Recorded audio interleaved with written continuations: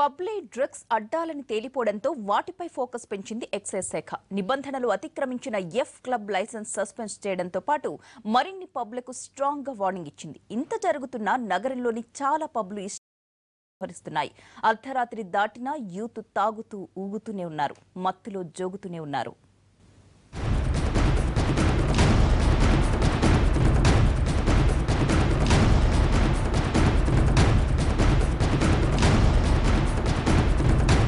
Drugs కు care of address గా మారుతున్నాయి పబ్బులు. మత్తు మందులు, డబ్బులు అక్కడే చేతులు మారుతున్నాయి.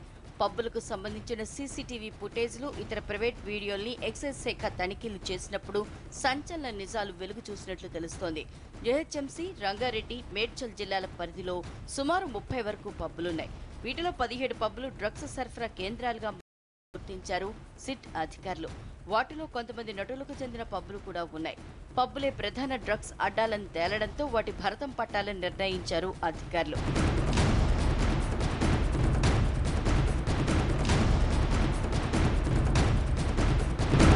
పబ్బుల్లోనే డ్రగ్స్ సరఫరా నిందితులు చెప్పిన వివరాల ఆధారంగా లోతైన దర్యాప్తు చేపట్టింది సిట్. నియమ నిబంధనలు ఉల్లంఘనకు సంబంధించి ఇప్పటికే సమాచారం సేకరించిన అధికారులు పబ్బులు, బార్ల యజమానులను సమావేశానికి పిలిచి స్ట్రాంగ్ వార్నింగ్ ఇచ్చింది.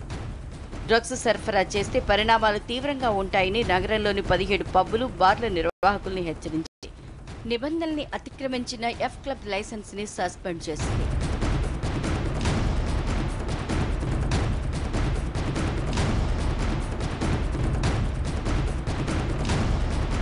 పబ్బులే డ్రగ్స్ కు అడ్డాలన్న ఆరోపణలపై గతంలోనే ఎన్టీవీ అనేక కథనాల్ని ప్రసారం చేసింది.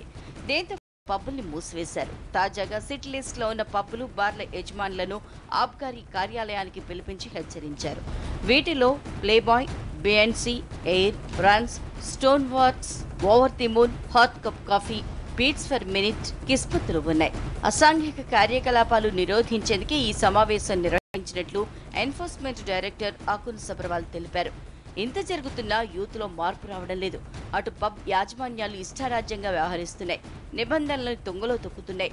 అర్ధరాత్రి దాటినా పబ్బులు తెరుచుకునే ఉంటున్నాయి. పూటుగా మందు కొట్టి రోడ్ల మీదకొచ్చి జోగుతున్నారు యూత్. పబ్బులలో డ్రగ్స్ వినియోగంపై యూత్ కాంగ్రెస్ నిరసన వ్యక్తం చేసింది. జూబిలీహిల్స్ కు ర్యాలీగా వచ్చిన కార్యకర్తలు హైలైఫ్ పబ్లోకి చొచ్చుకువెళ్లేందుకు ప్రయత్నించారు. దీంతో కాసేపు ఉద్రిక్త పరిస్థితులు ఏర్పడ్డాయి.